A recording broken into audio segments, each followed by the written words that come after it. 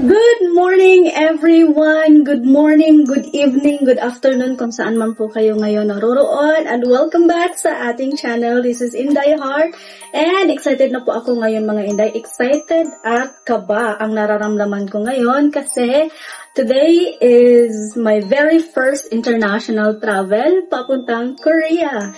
And this is my first time mga Inday. Kumuha po ako ng travel agency para po mag-guidean ako. And I just want to experience mga Inday kung paano pumunta sa ibang bansa, maranasan ang mga culture, ang lugar nila doon mga Inday, ang weather. So, alas 3 po yung flight ko and it's already 9:30. So, ngayon lang po ako makapag-video mga Inday para mas maaga kasi first time ko pa. And wala pa akong print out na ticket, wala pa rin akong print out na itinerary kasi yung travel agency is doon na nila ibibigay sa amin yung aming mga itinerary, visa at saka ticket namin mga Inday. So pagdating ko doon, mag-observe na muna ako mga Inday kung ano ang gagawin kasi hindi ako nakapag-check-in online pero ready na po yung e-travel ko, nakapag-register na po ako sa e-travel mga Inday. So, pagdating naman sa immigration, I don't know kung ano yung mga possible question nila. Pero niready ko lahat ng mga documents ko, mga Inday. Yung proof of income ko, yung business permit ko, yung ano pang mga documents na pwede kong mag-gather, mga Inday. Kasi sabi nila, mas better na mas marami kang preparation kaysa wala. Pero sabi ng owner ng agency namin, mga Inday, is wag na daw akong magdala ng mga paper documents kasi mas better na lang daw sa phone, mas easier. Totoo naman po, pero kasi sa akin, first time ko, at ako yung haharap sa immigration at sabi ng travel agency na binayaran ko na kung ano mang mangyari sa akin at saka sa sa immigration, wala na silang pakialam doon. So ako man yung harap ng immigration mga Inday, so nagdala na lang ako ng mga documents ko. Kaso nga lang yung documents ko, bumili ako ng folder. Teka lang ha. Bumili ako ng folder mga Inday for specific lang talaga sa mga documents ko sa airport, sa immigration. Ito yung folder ko. Ayun. Pero wala nang lock. Ito yung mga original na copy ng mga documents ko. Ito yung PSA ko, business permit, yung mga tax na binabayaran ko, tapos yung banking statement ko mga Inday. Kaso nga lang, di ba mag-check-in man ako, hindi man siya kasya dito sa bag kong mga Inday. Hindi man siya magkasya. So, weird. Sabi ni Eric sa akin, weird na sakay ako ng eroplano tapos magdala lang ng folder. So, ang sabi ni Eric sa akin, na kunin mo na lang yung papel, ilagay mo na lang sa bag. So, dito ko nilagay yung mga documents ko, mga Inday. Dito sa bag ko. So, hindi siya naka-folder. Ito, mga Inday, nilipit ko na lang. Hindi siya naka-folder. Pero sana, okay lang ito. Tapos, yung bag ko, laman ng bag ko, mga Inday, is charger, ito, stand, power bank, yung wallet ko, yung Skyflex, tapos, ano pa, ito yung makeup set ko na konti, lip, tapos, yun lang, wipes lang Inday, tapos yung passport ko, andito na rin yung passport ko at nagdala na rin ako ng $200 at saka peso na pera mga Inday for in case na pwede ako magpa-exchange doon sa Korea ng peso to won. Pero sabi nila is hindi na tumatanggap pero mas better na siguro na may show money ako mga Inday. So, ayan, let's go na mga Inday. Ito yung bag ko. So, mas better na lang na videohan ko muna mga Inday bago ko siya i-close kasi baka pagdating ng airport ba lagyan ng yung balabala ba yun, ganun. So, pakita ko na lang yung laman ng bag ko mga Inday. Ito, mga damit ko. Damit to lahat dito. Ayan. Nung unang video, sinabi ko na i-hand carry ko na lang mga Inday. Pero i-check-in ko na lang to kasi lumagpas siya ng 7 kilo. Dito naman is yung bag ko, yung kalo, tsaka yung fake ko na jacket, tsaka yung mga first aid kit ko, mga gamot ko if in case, tapos yung shampoo, Colgate, lotion at saka conditioner ko mga Inday, nilagay ko na rin dyan, isi-check-in ko. Tapos yung boots ko, tapos nadala na rin ako ng gloves if ever na malamig doon for in case lang ba. So yan lang Inday ang laman ng suitcase ko. Tapos ito lang din yung isusuot ko patungong airport, tsaka naglabas rin ako ng jacket mga Inday para hindi ako malamigin sa airport or mainitan man. Kasi hindi na ako magta-taxi mga inday. Magsakay lang ako ng motor. Kasi kapag motor, 300 lang. Yung taxi, mahal yung mababayaran ko sa taxi mga inday. 800, ako lang isa. So much better na magmotor lang ako. Ikarga ko lang to sa motor mga inday. Ikarga ko lang to sa motor, tapos mag-jacket lang ako. Kasi hindi naman ako magpa-social mga inday kasi tipid tayo, di ba? Pero nung unang video na nag-impake ako, may nagsabi sa inyo na kulang lang yung $100 na dala ko, kaya ginawa ko na lang siyang $200 mga inday. Maglagay na ako ng lock dito mga inday. Yung lock ko na available is sobrang liit.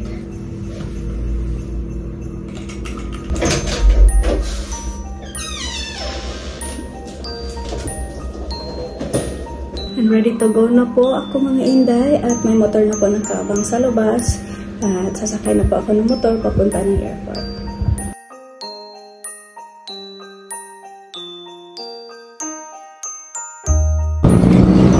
Okay ra ni dia subangan? Ya, saya try daw mas chef ba. Amarang ra ni mamat? Amarang ba? Tipis man. Sige, boss.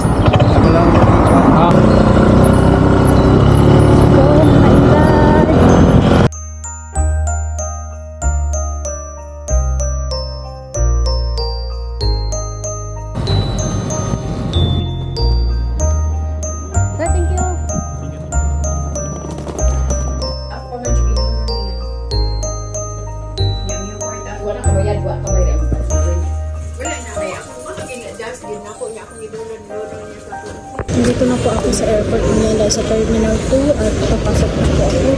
Kukunin ko na yung passport at haharapin ko yung mga kasama ko dito sa loob niya.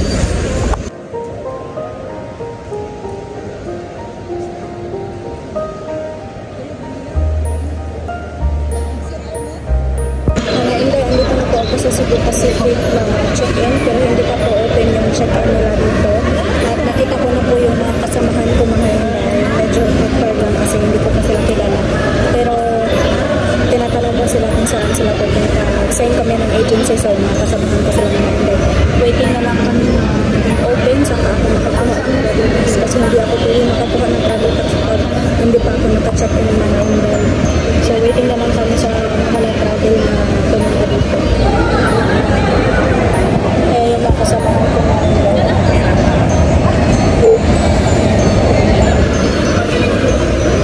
nag-video din sila mga bayo. Marami pala sila. Dito na po si Ma'am sa Mama La Travel. Hey Ma! Ano po?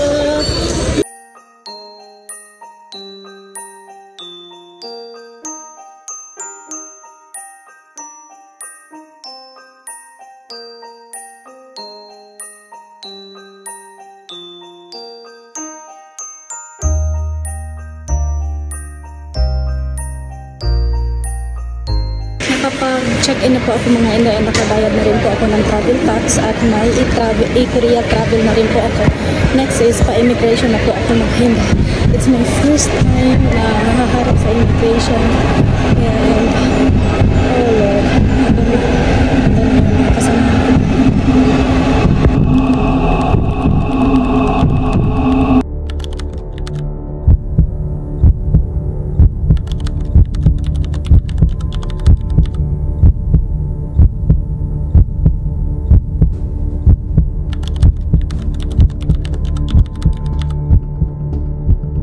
Hi, thank you, Lord. Ngayon ay first time ko sa immigration. And nasa patungo na po ako ngayon sa boarding gate. And first time ko pa ang daming tanong ng immigration ngayon na isi-share ko sa inyo mamaya kapag nakaupo na ako sa boarding gate natin mga inday. Uy, grabe, nanginig ako, kinabahan ako.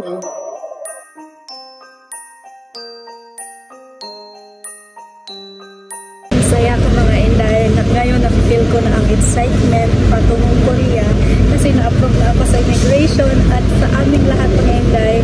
Ako po yung pinakauna na approve sa immigration at ako po ang pinakauna dito sa gate namin mga inday. O yan, we are 82 people going.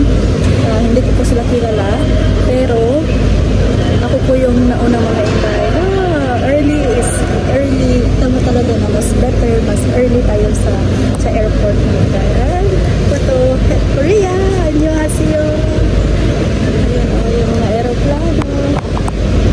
yung mga inday. Si ma'am, parang empleyado yan siya dito.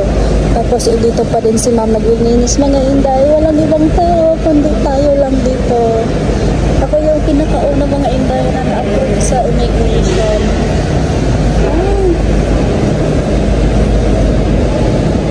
Hello mga inday, andito na po ako ngayon sa harapan ng mga eroplano sa bintanang ito mga inday. Nakikita ko po ang mga eroplano. Hindi ko pa alam kung anong eroplano yung sasakyan ko, malaki ba o maliit. Basta malaki siguro kasi international eh. So, hindi ako the past months and days and weeks na lumipas mga inday, hindi ko feel na excited na papuntang Korea. Kasi nga, ang iniisip ko na wag muna akong maging excited kasi baka super excited ako mga inday at tapos pagdating ng immigration is hindi ako na nakapasa, na denied ako mga inday. So ngayon, finally, masayang-masaya ako. Thank you God kasi nagdasal talaga ako mga inday na makapasa ako sa immigration. So, thankfully, ako yung pinakaunang tao sa immigration mga inday. Ako talagang pinakauna. Tapos sabi ko mag-antay na lang kaya ako sa mga kasamahan ko. Baka kasi tinatatanungin nila kung sino yung mga kasama ko. Pero yung visa ko, yung ticket ko at saka yung booking confirmation ko mga inday is nakasulat lahat doon ng mga guests. So binigay ko, sabi ng pagbigay ko pa nasa immigration ako mga inday. Sabi ko, Lord please guide me. Pagbigay ko ng passport ko, tinanong agad ako, saan ka punta? Sabi ko sa South Korea po. Anong gagawin mo doon? Leisure po, vacation. Anong trabaho mo? Sabi ko, wala po akong trabaho ma'am, pero may sarili po akong negosyo. Ilang months ka na sa negosyo mo? Sabi ko, magsi 6 months to 7 months po ma'am. Sabi niya, magkano yung income mo monthly? Sabi ko, umaabot po siya ng mga ganun-ganun. Sinabi ko mga inday. Sabi ko, pero ang alawang source of income ko lang po siya.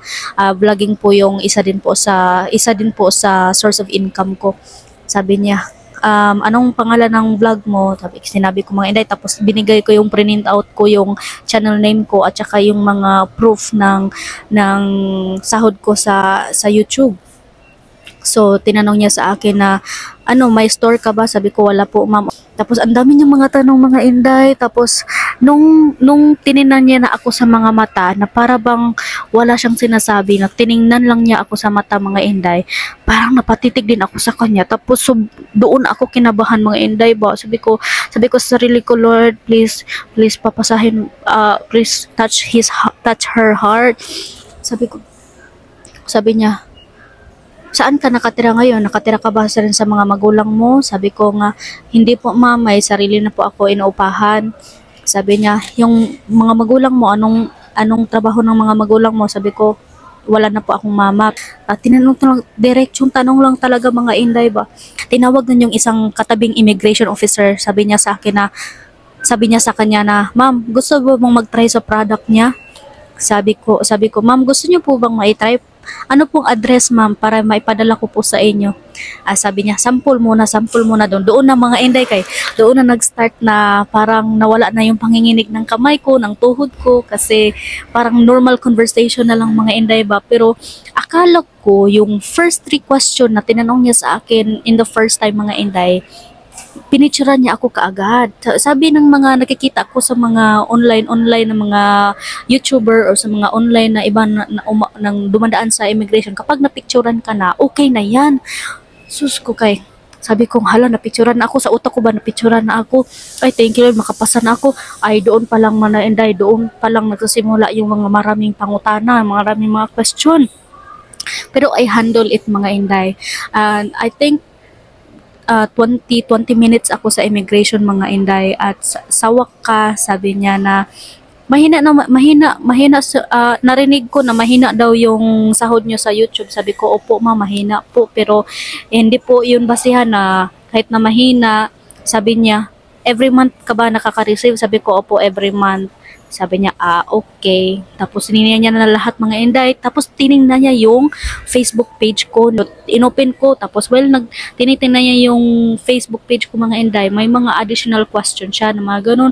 Pero nasasagot ko naman kasi hindi ako nagsisinungaling eh. Yung mga iba na niririnig ko bitaw sa mga online na mga horror story sa immigration, Akala ko mga Inday mangyayari sa akin yun, pero tama talagang sinabi nila na kapag honest ka lang sa immigration, na hindi ka nagsisinungaling, hindi ka kakabahan ng todo-todo mga Inday. So ayun, ngayon excited na ako na makasakay sa eroplano papuntang Korea. So alas 3 pa yung flight ko ngayon mga Inday at alas 12 pa lang po. So may 3 hours pa po ako na mag-wait.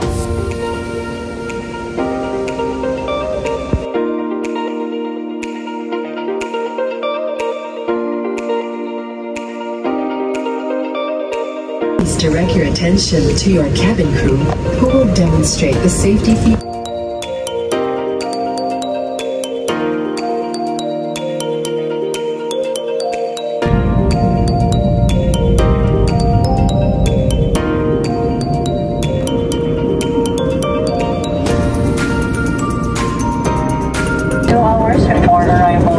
Passengers who have not submitted the arrival card.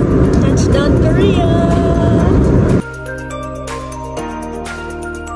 병이 발생한 국가를 방문하거나 여행하신 경우에는 수화물 펌프에 있는 검역부에 신고하시기 바랍니다. 신고 후에는 해충이나 해외의 동물 전염성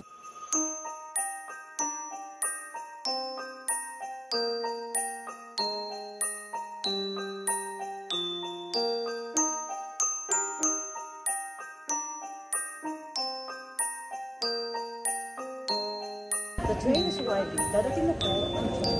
Ano na dapat?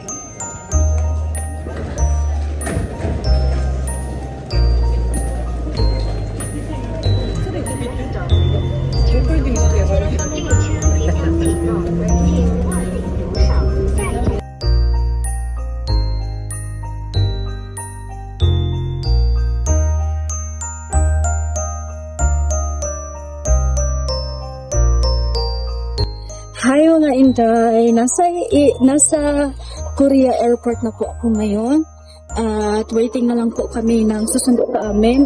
Tapos mga Inday, anak ko sa immigration nila dito kasi alam niyo na mahilig ako mag-video mga Inday. Simula na nasa train ako, simula akong mag-video.